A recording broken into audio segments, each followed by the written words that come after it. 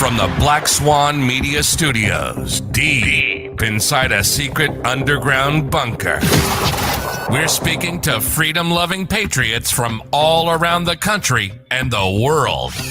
Welcome to the Resistance. This is John Crump, live. I am a little bit tired. That's why I'm yawning, because it just happens to be Monday. And I hate Mondays. I hate Tuesdays more than I hate Mondays. Wednesdays are all right. Thursdays are better. Fridays are pretty good. Saturdays rock. Sunday is not as good as Saturday, but better than Friday. We are sponsored by the people over at JFD Supply. Check out JFD Supply. They are incredible. And not only are we sponsored by JFD Supply, but we are sponsored by Black Swan Tactical. Black Swan Tactical is where you get the Flying Rich exclusive patch. And I see Jerry Compton out there. What is up, Jerry? One of my favorite people in the world. And you can get this patch. Future Felons of America. And the Tony Simon patch, which is almost sold out. So go ahead and check out Black Swan Tactical today. And I hit the wrong button.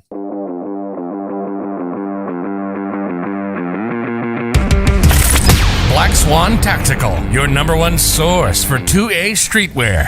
With shirts, mugs, hats, patches, flags, and more. There's always something to help you rep the 2A community. All proceeds go back into our projects. Viewers and listeners can take an additional 10% off with code CRUMPY. Unapologetically pro-gun, pro-liberty, and pro-freedom gear for the front lines of the culture war.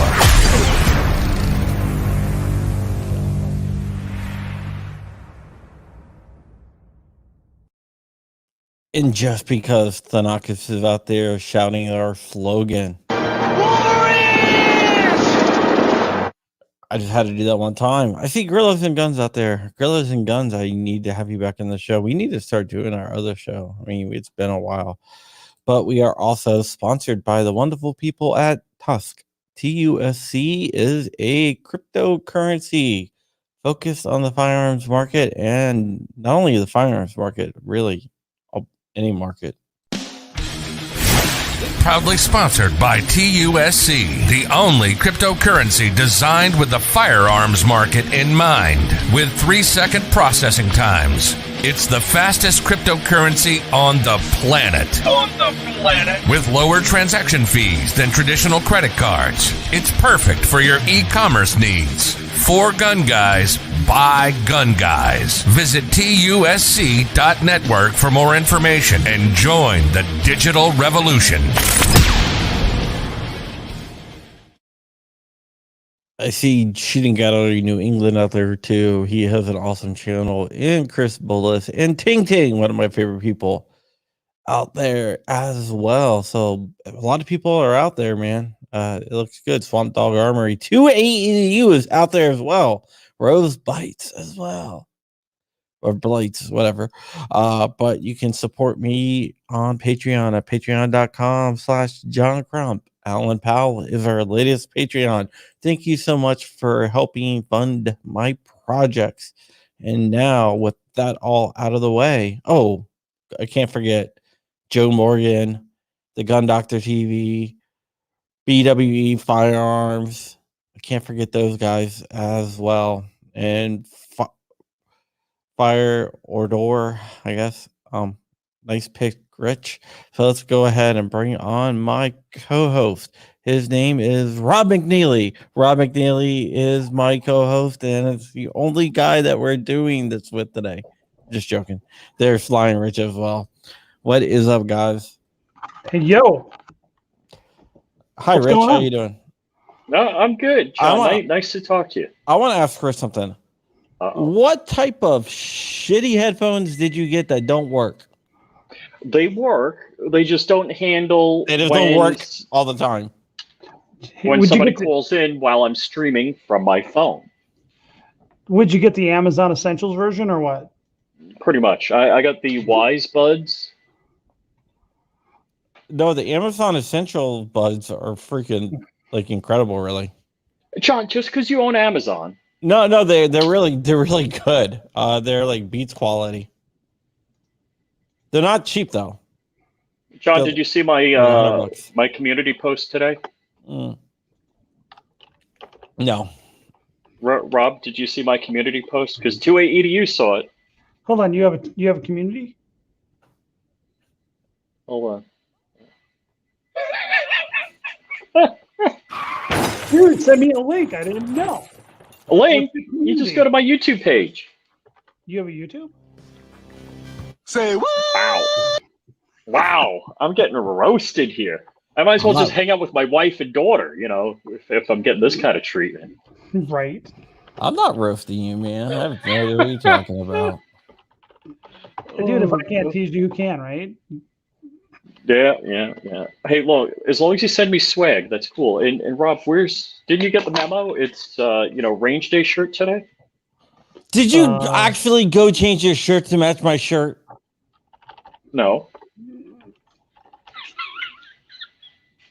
Holy.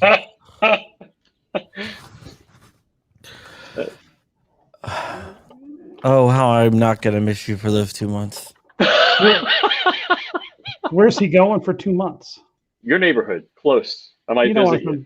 What? Dude, I don't even have room on a couch, dude. All right, you can sleep on my couch for like one night, but I have to run it by One the night? Okay. wife. I'll have to run it by the wife. I was thinking I might visit you and ski with you. You're more than welcome to. Actually, we just got our ski passes for the year. We got snow already. It's already there's like the tops of mountains are already covered already. So I think we might have a good ski year this year in Park City. That's pretty freaking cool. I'm hoping because the last 2 years, like last year was better than the year before. The year before was like the worst year, I think, for skiing since I've ever lived out west here. You know what? Rob, Rich is going to ask you what you are wearing when you're going skiing. Then he's going to go up wear the exact outfit. And then he's going to run around saying, "Hey, everyone, look, we're twins." Well, I did put this shirt on because you had the shirt on. I figured we were going to have Bandicoot on, who we know from Iraq veteran range day. And I figured, what better shirt to have on? Because I'm like, all right, what show am I going to wear? What shirt am I going to wear for the show that's pertinent? And if I realized we're just going to have Rob McNeely on, I would have threw my Tusk shirt on. Come on, man. There's nothing wrong with being matchy sometimes. Yeah. I'll give Rich. I'll say that's okay sometimes. You just don't want to get out of hand. I do have that shirt though, but I think it's in the laundry.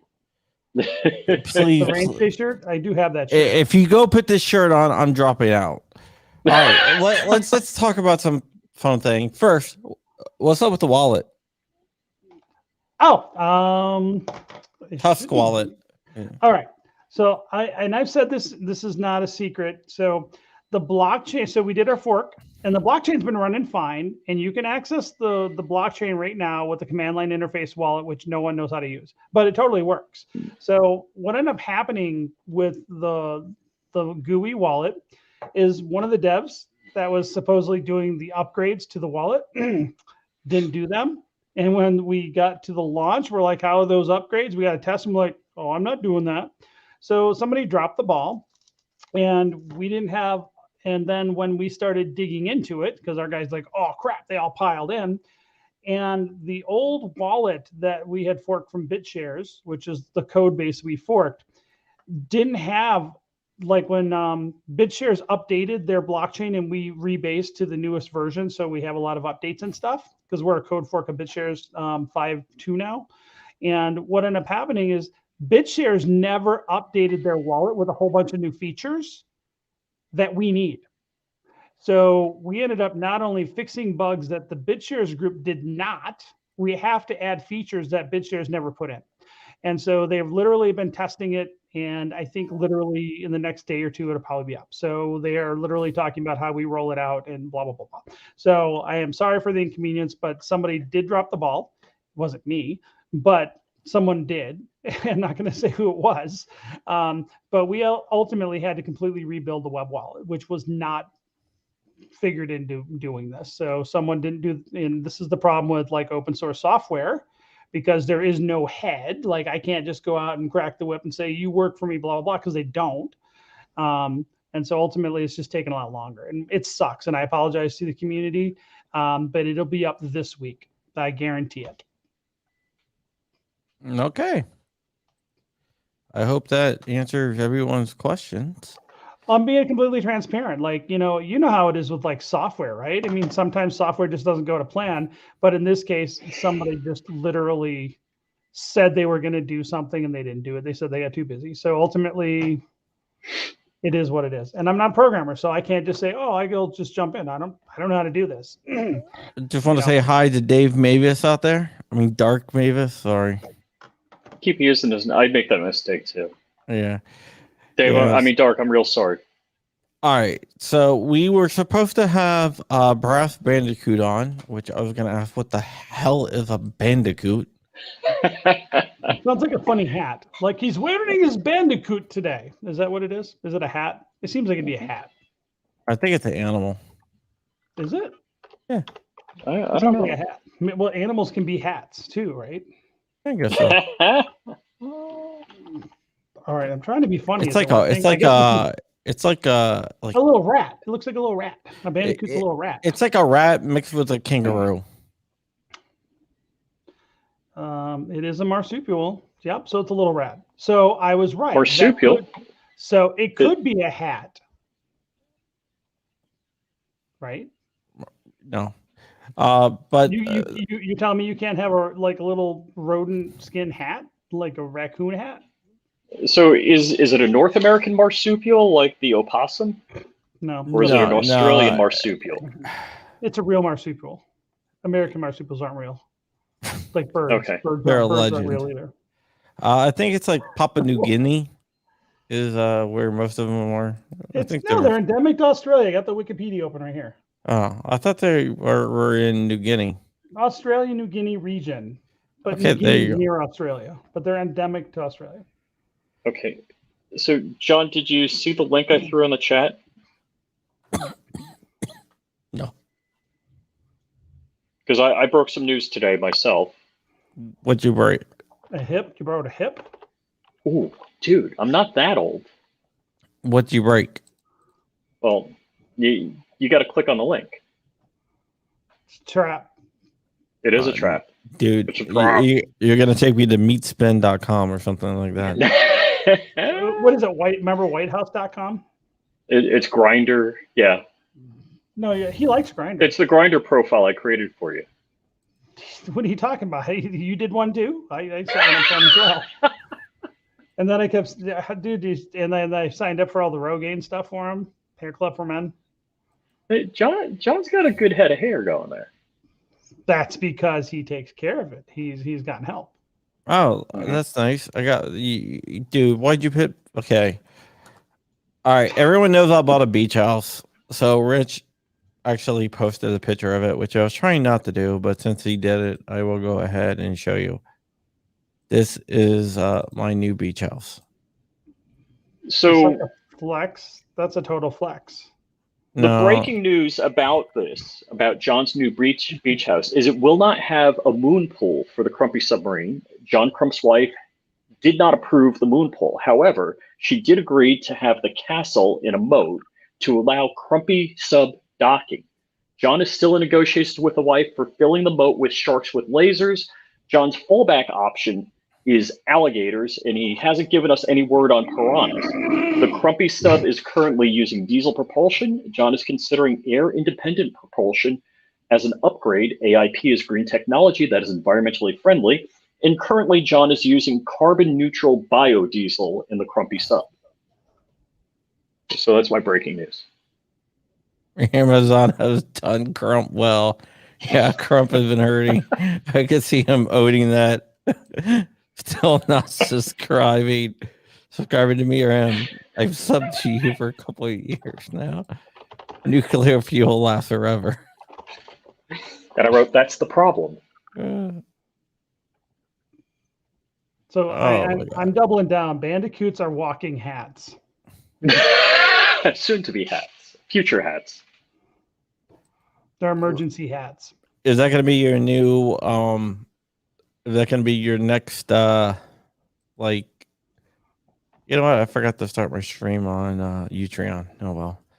I started my stream on Utreon. I forgot to do mine. Whatever.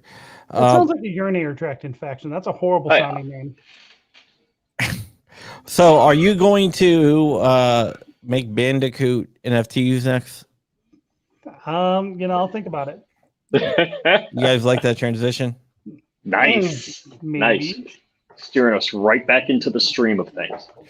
So we've been thinking about all sorts of crazy NFT possibilities about the future. We're just doing some interesting drops for different things with different weird themes that haven't been done before. So maybe Bandicoots is one of them. Maybe people collect Bandicoots. But Bandicoots, like the name Bandicoot, sounds like it should be a pirate rodent. Or marsupial, I'm sorry, not a rodent technically, but marsupial. Yeah, maybe. Now, I mean, if a marsupial can be a hat, do you have to do anything because they already have a pouch? You just That'd be a little stretchy. All right, so let's talk about NFTs. We can do that. So Rich, do you have any NFTs yet? not yet. Did you just kick them off or what? Of course. All the time. I'm used to it. Corn Pop was a bad dude. Dude, Corn Pop's my spirit animal. Yeah. Okay. We've done a few episodes on NFTs. So just to review, what is an NFT? A non-fungible token. And it's more of a technology than anything else. So it's in the cryptocurrency vein, but they're not technically money like cryptocurrency are, but they can absolutely generate and create value. So right now, all the rage is digital collectibles. So think like digital Pokemon cards and digital Beanie Babies. And so that's what everybody's talking about today. And in the NFT world is that these are digital collectibles. So some people don't take them seriously, but it's really just what people are talking about, but it doesn't really embrace what the technology is and what the technology allows for.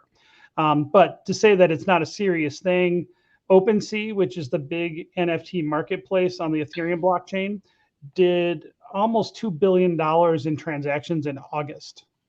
So this is not a small amount of money that's being pumped into digital collectibles and digital art. And major auction houses like Sotheby's and Christie's are now selling high-end NFTs as digital art. But so from the art realm, what does an NFT do, right? People are like, I can just right-click the picture and I have a copy. And you don't, but you don't have ownership. And what NFT technology does, it allows cryptographic ownership, provable, verifiable provenance of digital assets.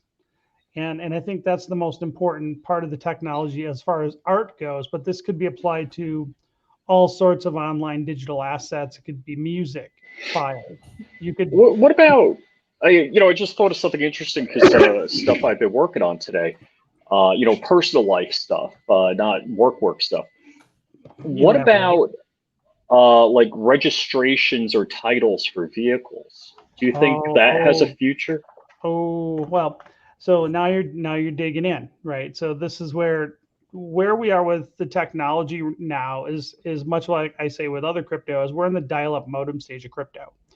And so what's happening now is people are building the infrastructure, the foundations, the marketplaces. Think of Gold Rush, shovels and picks and axes, and all this infrastructure is being created. Just like when Web 1.0 was rolling out, people were trying to figure out what's a shopping cart, right? That was the trying to figure out those different pieces of the technology side. So people are doing that right now with crypto and NFTs. Think of NFTs as like a part of the crypto world, as far as like a kind of side technology that's built in. And by the way, you know, I got a lot of, Whoops, sorry. My fault. And Alan's right. It is complicated, but here's the thing, right? The people that get in early, like anything else, in a new wave, a new technological wave, that's where all the major money is to be made. That's where the major opportunity is to get in when it's complicated and hard for most people. And the people that go in and figure it out and look for the opportunities and see the future. And I'm going to tell you where I think the future is. And this gets back to why I'm real excited about it with our crappy art drops that we're doing and with Tusk and what we plan to do between the two different projects. Because we're doing this NFT drop called Undead Presidents under this crappy art umbrella, which is kind of think of it as we've created a digital art collective to drop and do NFT related drops under this banner of crappy art with a K. Yeah. For full disclosure, Rob is Tusk is a sponsor of the show, and Rob is the co-founder of Tusk. Correct. And the website is crappy.art, Krappy. Yes, sir. Okay. And so we're doing a launch of this thing called Undead Presidents collectibles or digital collectibles, and we're doing a drop, and we partnered with this charity called WotC, and they get 10% of every transaction. So if we only sell one, they get 10% of the one that we sold. I think we're going to sell out, and a lot of people are doing these big digital generative drops where you come to the website and you buy it and you don't know what you're going to get. It's like opening like a pack of baseball cards. Like a Kinder Egg. Kind of. So everybody buys a pack of baseball cards, but you don't know if there's going to be a Mickey Mantle in there. And with digital collectibles, they're bought and sold on marketplaces like OpenSea, which is kind of like an eBay for these things. And that's the idea behind them is that people are buying them because they believe they'll go up in value. And the cool thing about this is called a generative NFT drop that we're doing, meaning that we have a bunch of different characters and base art, and then the software generates based on weighted averages the different attributes and puts them all together in different combinations. And some combinations will be much rarer, and in the future, those rarer combinations will likely go up in value as people get excited about. So let me step back and talk a little more about the technology piece. I can shell anytime. But what I think is interesting about NFTs, right now, we're talking about digital art, digital collectibles, maybe music, NFTs, things of that nature. But the future is about using NFTs as deeds to physical goods. So we call it in the crypto world tokenizing physical assets. So what NFTs will allow for in the future is, let's say you own a very fine painting, a physical painting, let's say a Mona Lisa. And right now, the only people that can invest in things like fine art and fine music and maybe fine gun collections, the only people that can invest in these high-end things, are people that are wealthy.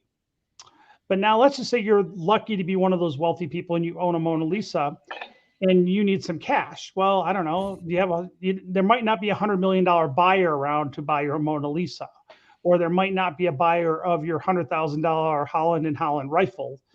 But what you could do is you could issue NFTs and fractionalize the ownership of that underlying asset, whether it be a collection of guns, whether it be a collection of Ferraris, whether it be anything physical. And so here's the thing, Stradivarius violin, for instance. So you issue NFTs representing fractional ownership of those items. And then those little pieces can be sold. You can get liquidity out of that item. But the thing is, it also opens up the market to people of average investors that now normally could never have afforded to invest in this high-end violin or high-end piece of art. And now everyday people can buy and sell fractional ownership NFT deeds of those assets. And what it's doing, if you think about it, in the future, I see that there's going to be trillions of dollars of physical assets tokenized and sold off as NFTs, which are then traded on marketplaces. And I believe that is the future of this technology. And there's lots of ways that that's going to be done. And I think that the early marketplaces that provide those, marketplaces for buyers and sellers and traders of those NFTs, of fractionalized ownership of physical items, that's the future. And so that's why I'm real excited about this technology in general. Art is just the tip of the iceberg. It's just getting people exciting about this technology. Okay, so if I bought an NFT of one of those images from crappy.art, in the blockchain is the actual image, whether it's a JPEG PNG that's encoded in the blockchain? So how it works with most NFTs, so we're doing this drop on the Ethereum blockchain, and that's the blockchain that OpenSea primarily uses. So the hash, so there's two different blockchains involved with the way we're doing this. So there's a blockchain called IPFS, which is where the media files are stored permanently. Okay. And then the blockchain that has the token, think of it just like a normal database. So a blockchain is very similar in a database in this way. So you mint the token, which has a unique cryptographic, it's a unique cryptographic identifier, which you only have keys to. So you're the only one that can move that token around. And what happens is that token has links to pull the media file that's actually stored on IPFS, which is the interplanetary file system, which is another blockchain. Okay. And so, I'm sorry, I knew what IPFS was. I just didn't remember. Yeah, so IPFS is where we're going to be storing the files, and this is pretty common. Lots of people are storing their NFT files on IPFS, and so that's a blockchain that's been built and designed just to hold files. It's a storage blockchain, and so that's where the actual media file is stored, and the thumbnail is stored. And so when people, and most of the wallets now that, the crypto wallets that are NFT compatible, actually will automatically pull that that image file and display it in the wallet. Okay, a question from Alan Powell. If a Mona Lisa is turned into an NFT and sold to 10 different people, who gets to keep a hold of the actual physical art? So that's a good question. And I think that can be done a variety of different ways. So there's not a cookie cutter approach to this. So one way that I think is probably going to be the most likely is the creation of a DAO, a decentralized autonomous. So think of it like think of a DAO like a nonprofit. And so the nonprofit would probably sell off the NFTs to buy the asset, and think of that almost as like the holding company. Or maybe even like an HOA. So you would probably create a DAO, which acts as the custodian of the asset. And then that custodian might say, okay, let's just say it's a Mona Lisa. And let's just say we want to create an art DAO, but maybe there's a couple Rembrandts in there. So maybe a bunch of people get excited, create NFTs and build a DAO that goes and buys a bunch of artwork, like a big collection. And then that art would be managed by the DAO. And that can be done a couple different ways, but think of it like maybe like an HOA, for instance. And then that HOA, that DAO, will then oversee maybe the exhibition of those works of art. And then maybe your NFT, which you hold, gives you special access to go see it for free, for instance. And so that would be one way you could do it. I think another way you could do it is you could just have a central repository. And I believe there will be probably like bonded vaults that pop up that hold assets and protect them. And maybe they're not publicly available, but there might be a way where those assets are just held in a secure location and almost like an escrow. That would be another way that you could do this. And another way could be like, let's just say you own a musical instrument. And maybe let's just say you have a Stradivarius violin. And maybe it's worth $10 million. Maybe you create $10 million worth of NFTs, but only sell off 30% of them. So you could set up a DAO or an NFT project where whoever owns the majority of those NFTs is the one that gets the possession of the item. So I think there's a variety of ways you could structure that. And I think there'll probably have to be some changes in some various laws. And I think right now, it's an wide open west. People just need to do it and figure it out because it's not being done yet. I'm saying this is where the future will be. And why I know in my heart, and I do feel really strongly about this now that I really been taking this deep dive into the NFT world. Why that will happen is because there's trillions of dollars of equity locked up that can't move around. So think of equity or liquidity in physical items, just value. If you got $20 million sitting in a violin, but maybe you still want to hold the violin, but you want to get access to some of the value of that, and maybe you want to sell off $2 million of your $10 million asset. That has never been possible before until this concept of fractionalized NFTs have come along. And so that's what's new about the technology which enables. So if you think about anything that could have value can be fractionalized, tokenized, and distributed via NFTs and then traded publicly on exchanges. So, So can we sell 545 What's 545? ammo? Like still cased 545, Oh, like Russian ammo. I think you can do it any way you want. So I think this is the thing. I mean, I could see where someone like, all right, so I don't know if I heard recently, but think about it like, say someone has a huge gun collection and dies. All right, like that never happens, right? What if you had, but maybe that gun collection is very valuable. There are a lot of like very expensive guns out there. Maybe you create a DAO around that gun collection, and now those are held in some kind of safe vault somewhere, and then people they can trade the shares in that gun collection. Maybe it's a $10 million gun collection. You could say, look, I own, $100,000 worth of this $10 million gun collection. And now I have this many shares of that. And this share just comes in the form of NFT. But the key is I can now trade that NFT on a marketplace, which would be very difficult. So before, you just didn't have the ability to just tokenize anything you want and go sell a share of it. It was very difficult. Even now, which is really common now, rich people things, like people buy fractional jets and fractional beach houses. Mm-hmm. Yeah, I bought a full beach house. And so thank you very much. But think of it right now, but those are usually private deals. They're done in a very private way. They're done very manually with paper, right? But what if you then fractionalized a house and then you can take those, like timeshares? I think timeshares is a great, I think timeshares could be a very example. So that's why I was bringing it up. So they have a lot of timeshares where like some timeshares you're locked into one location, right? But there's some timeshares that it's more like a membership token, right? Where you can go to any different one of 50 hotels or something, or resorts or what have you. That easily could be translated into a crypto NFT. And I think that will happen.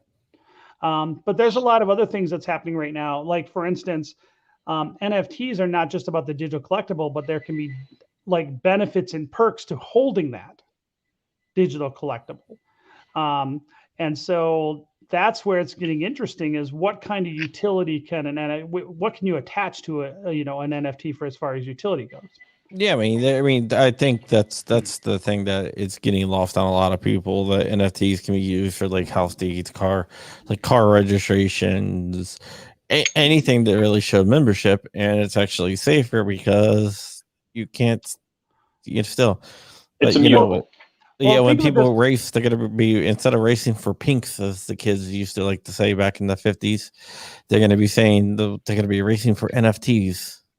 Well, think of it this way. So let's just say box seats at a stadium. Let's say you buy a box seat at a stadium, but you're only able to use that box seat half the season. You could theoretically rent out an NFT that represents ownership, and you can actually program to that NFT that maybe it moves back to the original wallet after 3 or 4 uses. And then the only way you get into that box seat is you show your crypto token, the NFT at the gate, and you do that 5 times, it gets scanned, boom, it goes back to the original holder after that rental period is over. That's what you can do. So imagine this, like, I don't know of any marketplace, maybe it exists, maybe it don't, but where you can go and rent a box seat, or where you can go use someone else's box seat where they can sublet it essentially. But this is a quick and easy way where you could do that, and that hasn't existed before. So I'm excited about the space. I'm excited about the space. How about gas prices on Ethereum? Yeah, sometimes they get a little bit pricey. They're trash. Ethereum is trash as far as transaction fees. So that's still a problem, but I think that's why we're very interested in looking at building an NFT marketplace on the Tusk blockchain. And so one of the things that me and my partner in Crappy Art are thinking about doing, and we've kind of tentatively we'll just have to see how the sales go over the next 2 drops. But if we can do 2 successful drops with Crappy Art, my partner and I are going to fund an open source NFT marketplace built onto the Tusk blockchain next year. That's our goal right now. And so I want to make sure I understand two questions that I'm not sure I'm clear on. One is the Crappy Art that you create, only the holder will be able to download and view it? Anybody can view it. So, okay, it's ownership. It's the ownership. Okay. So you can't move the token from one wallet to another without having the keys. So like if I posted my design, my original files, my STL files for this, and made that an NFT, everybody could see it. But like if John bought it because he wanted to own the first and only in existence design of this, he's the only one that could handle the ownership of that design. How about this, Rich? How about so now you're getting to where I'm thinking the future is going to be. So what if you could upload your STL files and sell them on a marketplace like Tusk? Mm-hmm. And then every time that file was sold in the future, you got a royalty automatically to your wallet. Right, very cool. All right, which goes back to the second question about Crappy Art. So you're donating 10% to charity, right? Correct. We've partnered. And then, so if John buys it, then I buy it from John. Each time it transacts, they get 10%. Not currently. So not currently. Okay. Not currently. That is the goal. So what determines that royalty thing is the blockchain you're on, and Ethereum doesn't have that built in. And I thought it did before. It doesn't. Because there's an Ethereum proposal that might go into effect next year that will allow that at the protocol. However, we already have created the architectural blueprint to build an NFT marketplace on Tusk, and that's one of the things that'll be in there, is that we want ongoing royalties built into our NFT marketplace. So if you create an asset on Tusk and you resell it, we want to make it so that the original seller does get a royalty. So that's one of the things that we're going to be building into our blockchain. Cool. Or our NFT marketplace. So yeah, there's a lot of fun stuff. And this is the thing, is like right now, OpenSea, which is like the Amazon/eBay of NFT marketplaces right now, they're focused primarily right now on art. But I think there's a lot of things like the maker communities and 3D printed gun communities not only have the ability to get their files out there permanently, like make sure they're out in the world, which is important. But I think the maker communities are being ignored by the NFT world. And I think so whether it's, 3D printing or CNC cutting or CNC, like laser, CNC milling, CNC plasma, there's all these communities where people will make files and then try to sell them or license them off. And the NFT world is like, there's no one doing that yet. And I think these files as NFTs would be a great market to bring over to the Tusk NFT marketplace when we get that built. And because I'm excited about these maker communities, that's one of the places I think would be great. And one of the things that, and I've told, all the people around me that the main reason I wanted to get into doing an NFT drop was because I wanted to learn the process from the creator's perspective, going through from, pulling a team together, pulling the art, doing the creative drive on this, but then launching and marketing. And I've learned a ton, just in the last, couple months on this, learning all about this technology. And so that's what I'm pretty stoked about, just about the tech and where it's going to be. Because I always see where the future is. Like, I'm pretty good at saying, this is where this can be applied. Alan Powell, we absolutely do have a Discord, and you can go to crappy.art and the link is right there. So Crappy. I think he's asking about my Discord. Oh, dude, your Discord's lame. My Discord is being shared. Discord wars. Dude, our Discord has blown up in a week from zero. Like a week and a half ago, we set up the Discord. We've already got 1,200 members in it in a week and a half. It's blowing up. It's crazy. It's interesting because the Tusk Discord has been languishing, and I'm like, okay, we got to fix the TUS Discord now too, because now that I'm getting a better understanding, I hated Discord before, but now it's like now that I understand what it can do and how powerful Discord is, I'm like, yeah, we're gonna blow up the TUS Discord too. Rob is digital flexing. But so I'm kind of Discord noobish. How do I share a link to the Discord? you copy and paste it and link to it. Yeah, but I'm on the Discord. It's not the URL. Is it the URL? No. When you open up the Discord, if you scroll up to where it says notifications, information, whatever, you scroll up to the very top, it says invite people. But those invite links can perish, so you got to make it a permanent link. If you, but yeah. Yeah, you make it a permanent link. Okay, we got a question here. Places where the items are held, the DAO, could be like museums, petting zoos as well, hey? So the items, if they are tangible, can still be useful, informational, etc. Yes, absolutely. I think that was a yes or no question. It sounds like a statement, man. The hell? I love G-Webs. G-Webs is like one of my favorite people, by the way. There is a question there, the question mark there. So I think absolutely. And I think, and again, this isn't being done yet. So it's like figuring it out. Why are you laughing at that? No, I'm laughing at Ting Ting. Ting Ting? Yeah, she said Hunter's artwork. Like Hunter by... So hey, I think so. This way, he truly can sell later. GG. What about Fang Fang? Fang Fang. Remember Fang Fang? No freaking clue what you're talking about. Swalwell's girl. Remember? Oh, Fang Fang. What is it? Fang Fang. Yes, Fang Fang. That's right. Yes. What? That was the Chinese spy. Eric Swalwell's Chinese spy girlfriend. What? Yeah. Who's Swalwell? Swalwell, is he a senator or a congressman? I think he's a senator. I don't know. John, are you doing this to me again? Again. I'm gonna go put on that shirt.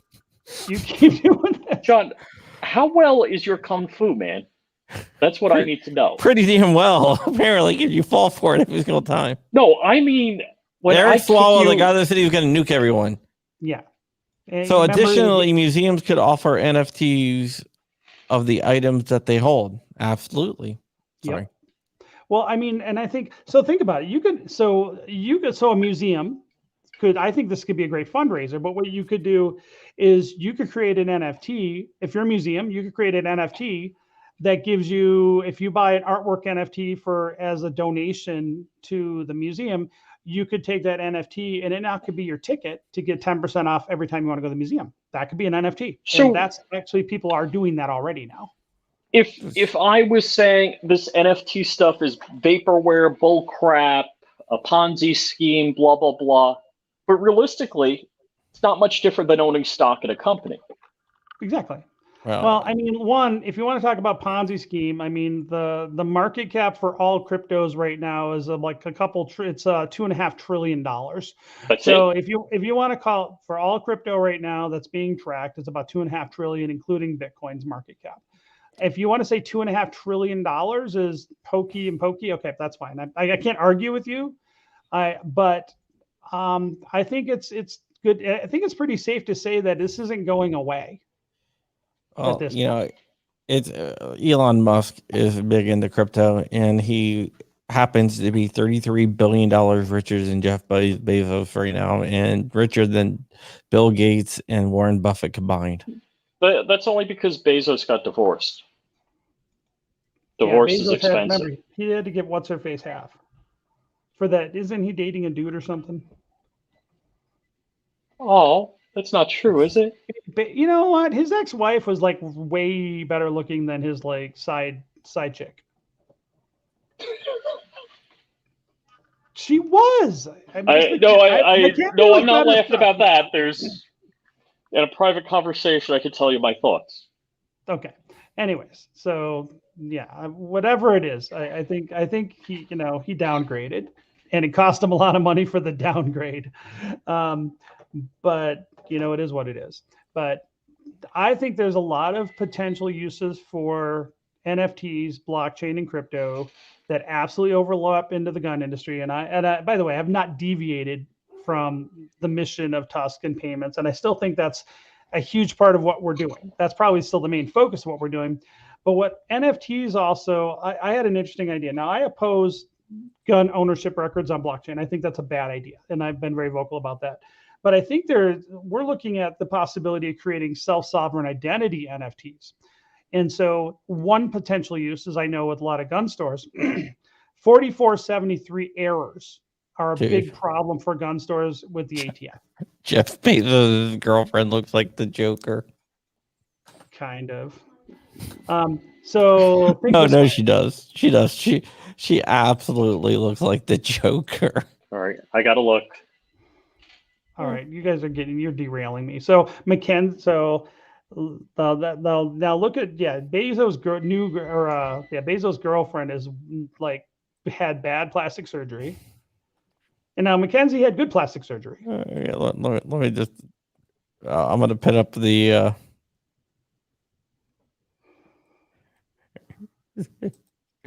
Dude, that is the effing Joker, man. That's a downgrade, and he paid how many billions of dollars for that? Why so serious?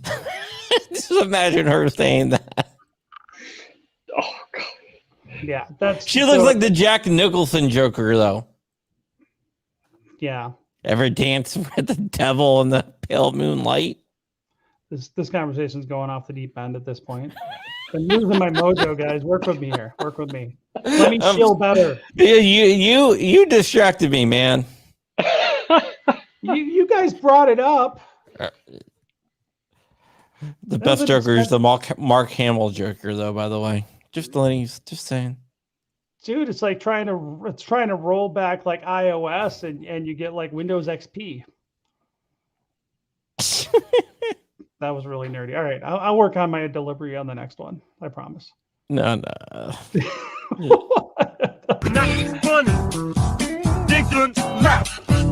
There you go. That's pretty funny. But if you can tell me she does not look like Jack Nicholson's Joker, then there's something. Then you need to have your eyes adjusted, because that is Jack Nicholson in his Joker character. Now pull up an image of Mackenzie, his ex, and do a comparison. Pull up a Mackenzie photo. Okay, no, hold on. I want to before I do that, I want to pull up something else. Do we put a vote? Do we put a vote up? You do it, yeah, Mackenzie, or I don't even know this one's name. This one flies helicopters, so that's kind of cool, but especially if you need to get to a ski spot. I guess. And want to not take the chairlift with the peasants. All right, so everyone, take a look at her right there, right? And I'm about to share another picture here, and you guys can tell me what you guys think. All right, so that's Jeff Bezos' girlfriend, right? I'm going to stop the screen share. Is this going to be like a Rickroll thing? No. And that is also another picture of Jeff Bezos' girlfriend. I like the hat.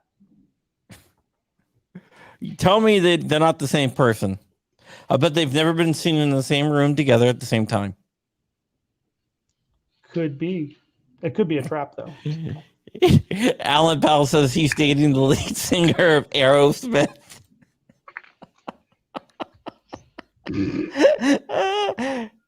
Ron Wayne says she looks like the Arkham Asylum Joker. Jeff's going to be unhappy. You're not going to get your Amazon stock is going out the window now. I already sold my Amazon shares. Oh no, it's the animated Joker too. John, did you have to sell the Amazon shares to buy the beach house? No. Oh my goodness. Sorry about that. Rob, it's your fault. Dude, you just my whole mojo. I had a good inspirational, motivational speech about NFTs and the overlapping problem solving in the gun world, and you derailed me with Bezos side chick. Yeah, I will show Or everyone. side dude, whatever it is. Uh-oh. Not All that right. there's anything wrong I with got Joe, Shooting Gallery New England's been monetized for like what, 72 hours, 104 hours. Now he's the monetization expert, and he's telling us we're demonetized. You mean Probably he's like that's his wife, I think. no, that's his girlfriend. That's the girlfriend. That's not Mackenzie. Mackenzie Bezos is like his wife, his ex-wife. That's not his ex-wife. That's his girlfriend. Okay, that's why she still look like the Joker. Right.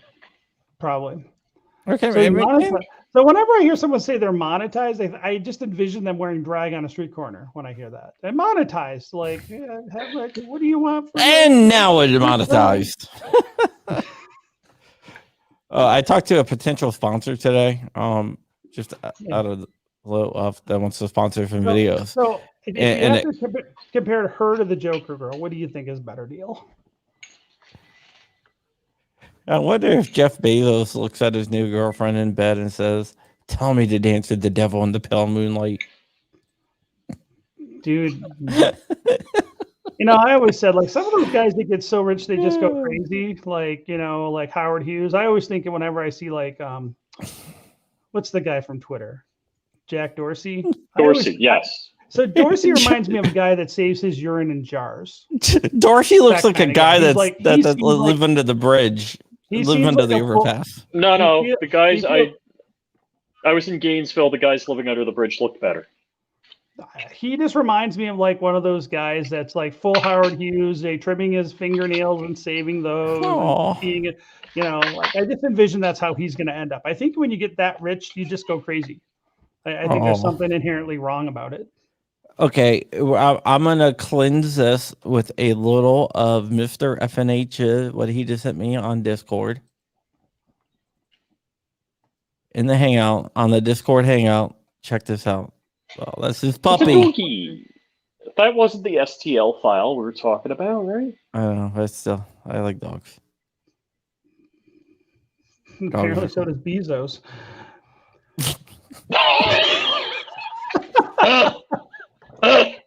Oh man, Bezos looks like a freaking James Bond villain, by the way. I am not being nice today. I'm sorry. I'm trying to chill, and I'm being a total jerk. And I'm not being a good representative of my projects today. I'm sorry. Yeah, Bezos is a James Bond villain, and I think he's really into space, and I think he married a Klingon, or is dating a Klingon. I would just think, like, at that point, you should, if anything, if you have to look at like these weird combinations of like really rich dudes, I think the Russian oligarchs at least have it better figured out. You always see these big fat Russian gas oligarchs guys, and they always got like 10 supermodels around them. And then you get like Bezos and like, Musk. I don't know what their problem is, but they're just not picking right. They're not doing something right there. You say their picker is broken. Their picker's broken, apparently. I mean, Grimes with their little like Mao books and shit. I don't know what the hell's going on there, but Grimes and Musk are now splitsy. I just heard that, yeah. But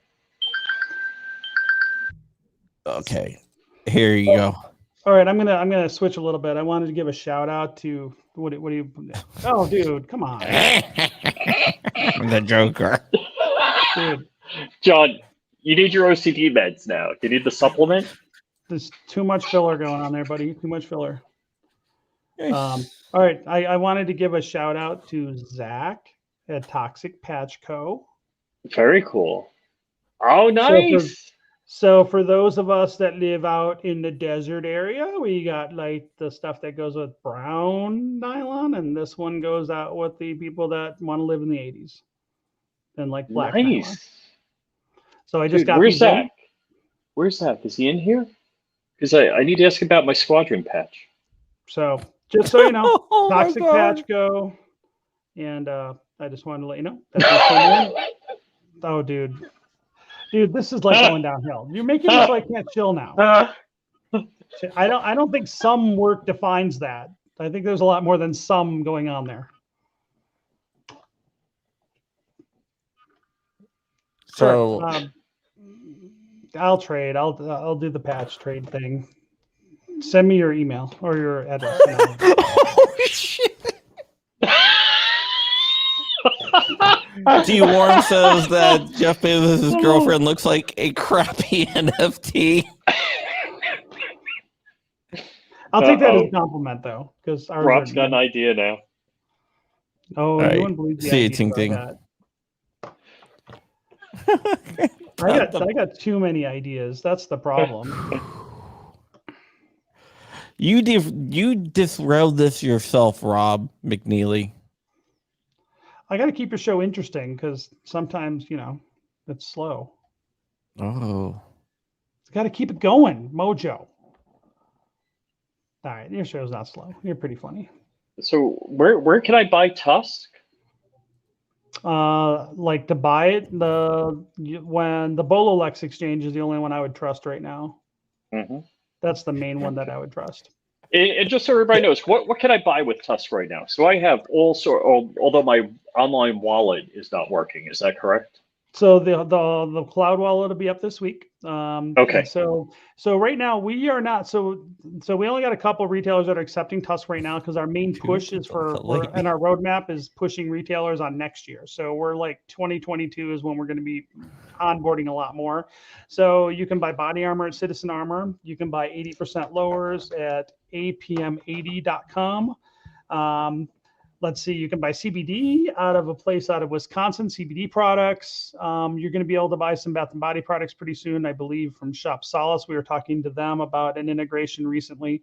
So there's a few things. It's not just gun-related stuff, but those are kind of like the early kind of like beta testers, I guess, as far as the retail side. But there's going to be a lot more next year. So those are the ones that I know that you can spend Tusk right now.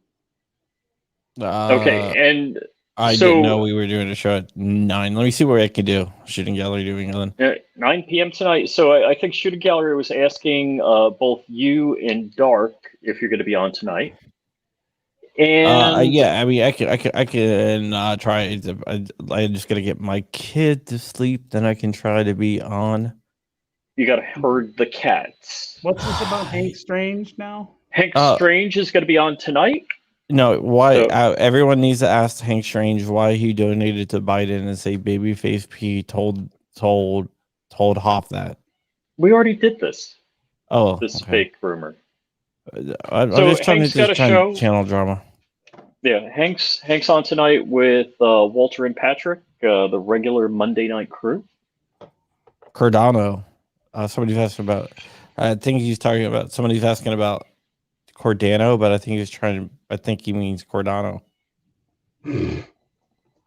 I think here's the thing. It's like crypto. I like Cordano. I like crypto, and I partied with Charles. Like I know Charles. He follows me on Twitter and everything. But I don't know. I don't know where. I think with a lot of these, there's a lot of great technology out there that's not being used. Okay, and so when you say could be, yes, going to be, that's a different question because ultimately, it doesn't matter how good your technology is if you don't have a plan to get people to use it and adopt it for actual buying and selling things, it's not any good. I would say the same thing about art. Then this is where artists are really kind of bad at marketing. It doesn't matter how good your movie is. It doesn't matter how good your painting is. If you don't have a way to get it in front of potential audience members or potential fans, it doesn't matter how good it is because no one's going to see it. And blockchain's the same way. And I say, like, as far as mass adoption happening, I don't believe you're going to get mass adoption of crypto until somebody's out there mass marketing. And I always say, look at how and I'm old, so I remember the World Wide Web coming into being, and everybody's like, oh, the World Wide Web just happened. I go, no, it didn't. World Wide Web got adopted because AOL literally sent millions of CDs out and spammed those AOL CDs for years with free minutes and their first email. And that's how most people got their first email address in the 90s. And I had my first email address like 89-ish. Yeah, whatever. My first one was. I remember. My first email. My first email address was 32fbdww@cmish.edu. Yeah, the Prodigy one. It was just a bunch of freaking numbers. But that was niche though. Like Prodigy was super super niche, right? That was not mainstream, and it was not mass adoption. Mass adoption of the World Wide Web and what led to things like Hotmail and things was AOL. You know what? AOL. You know what? I'll tell you a little secret about our boy Steve Case. Steve Case, it was the founder of AOL, right? Yeah, and Steve Case is actually from my area, so he set up AOL in my area, and I know like one of the original employees of AOL, and believe it or not, he still works for Oath. He's still with Really? Oath. Oath Wow. is AOL became Oath, but right now AOL is Oath, so he still works for Oath. And the dude is effing set because he had stock in AOL, like original stock in AOL, like pre IPO stock. So he said, I know a bunch of people that used to work there when they were in one room and Steve Case was sitting there, and they used to charge by the hour, right? Yeah. Charge what by the hour? For What? you mean for AOL? For AOL, yeah. Yeah. So everyone who works at AOL, you could pick up extra hours by sitting in a little room and pretending that you're a girl and keeping people online. Kinky. So they would be talking to these guys and they would pretend like they're like 16-year-old girls and stuff. Catfishing. And they had hotkeys. So one of the guys was like responding, and I was actually hanging out there because they let people coming out, so I was hanging out with my boy, right? And he's responding. We're just talking, and he's saying like 1, 2, 3, and the guy's like, "Wow, you can type really fast." It's all freaking. It was all macros. And by the way, I got. Clap for And by that, the way, you stupid I dumb got hairy legs. All right, that was supposed to be the Wolverines, but Rich, I think you gave me $5 for some reason. Yes. So you're I saying gave you money, then you give it back. Okay, whatever. this If there's a sounds like- 2A podcast and Flying Reach is not on it, if it's still a podcast, I would say no. I thought him being on podcast was his job. Kind of is. He's like a professional side chick, but for podcasts. It kind of is. I mean, that's what he gets paid to do in book. So you're like the eye candy for 2A. Indeed. Podcast. Yes. Yeah. When American Gun Chick isn't available. She's not going to be available for a while. Why? What happened? She's pregnant. Oh, I didn't know that. Ah. Yeah. Oh, you didn't know that either, Rich? That's not a Crumpy exclusive. You don't have a freaking news drop of that. No, I let her drop it herself. But I was called the TMZ of 2A. That's kind of funny. Yeah. Yeah, it's kind of funny. But yeah, so my boy, I'm not going to say who he is. He still works for AOL, Oath. And he works from New York for a couple days a week. It works from here. But the cool thing is, he actually flies via helicopter from here to the New York office twice a week. What do they actually do? They are content management now. They do a lot of content. They own like a bunch of different sites now. A Huffington Post, for example, is an AOL site. Yeah, They shouldn't brag about that. no, I'm just saying. They have a lot of different sites, and they're still buying sites, man. They do a lot of digital advertising as well. TechCrunch, TechCrunch, by the way. A lot of advertising and mobile app applications. Like Canvas Labs is AOL. So they do a lot of mobile app MMA fighting is AOL. Oh wow. Hey, Yeah, hey, can I jump in with some serious news here? sure. On this show? Yeah. Colin Powell, if you don't know, he passed complications due to COVID. So just want to let everybody know. I want to give out respect to his family, and I hope that in their period of mourning that they're comforted knowing that he made a difference to a lot of people. I wasn't a fan, but I don't want to get political on it. But I don't wish ill upon anyone. I know other people have. Who's the guy 999? What was his name? He ran for president. Herman Herman Cain. King. He passed of COVID, and the left immediately jumped on him. Oh, she should have been wearing a mask. You should. I'm like, guys, you know what? Somebody passes, you give your condolences to the family, the surviving family, because that's a bad thing for everybody. Yeah. You don't revel in anybody's death unless it's Osama bin Laden. Yeah, I used to see Colin Powell like several times a week. No, I'm dead serious. I used No, I to know. be, I used to be a Caps season ticket holder, and he used to be a Caps season ticket holder as well. I was in the higher section, and he was in the lower section, but I always see him sitting there behind the Caps goal. But you know what? On that depressing note, thank you, Rich. Giant asshole. Sorry, just throw a couple more Joker pictures up. We're cool. No. Thank you for ending this on a depressing note. We're gonna go around and we're gonna start with Flying Rich, who once again crashed the show.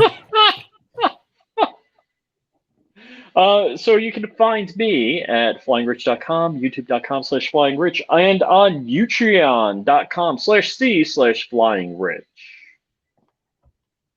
Okay, and who is your channel that you're pimping out Let's today? see. Does it have to be somebody that's popular, or can I do somebody? Dude, it could be. Dude, I told you it Anybody? could be anyone. You fool! Okay, I believe it Jesus is Christ, man! the Craftsman. The what? I'm just verifying his channel name. Oh yeah, you're pimping a channel. You don't know. I'm gonna pimp this channel. I'm not really sure what it is, Well, but I don't type it in. Boy, John, you're a hard boss. You know that. you're All gonna right, miss it's me. not this guy. All right, while Rich is trying to figure out who the hell he's pimping, Rob McNeely.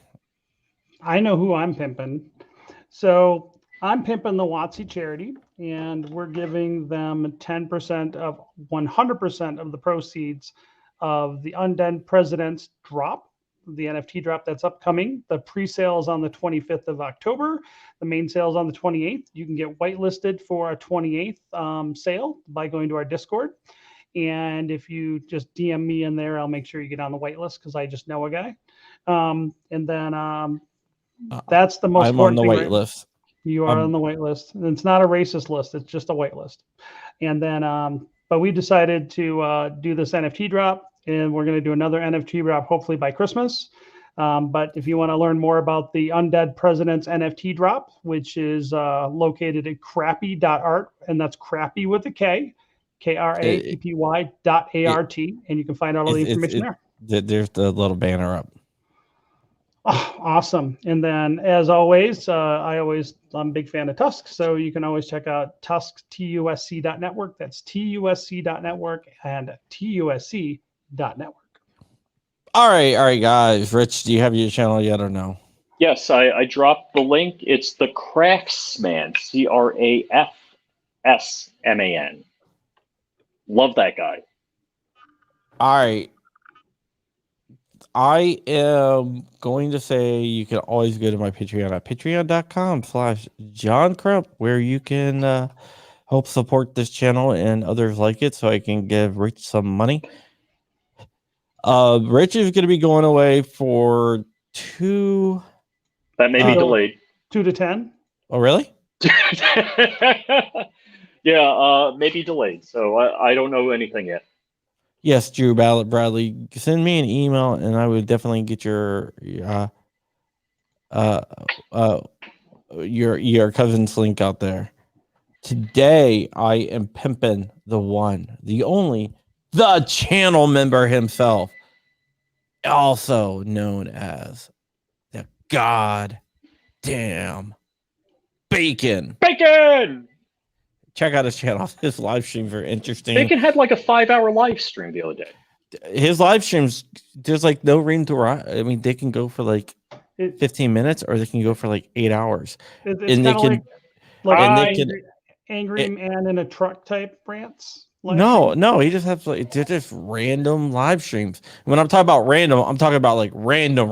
I mean, like you can tune in and it could be about guns, or you can tune in, it'll be about comic book characters, or you can tune in, or it could be about his love of transsexuals. Just joking. But yeah, I mean, it could be anywhere. It could be about guns. It could be about sex. It could be about life. It could be about depression. It could be about anything. That's why I really like it, because it's all over the place. Or crazy Russian ex-girlfriends too. Bang. True. But yeah, so I really like it. So Bacon, the goddamn Bacon, check them out on YouTube.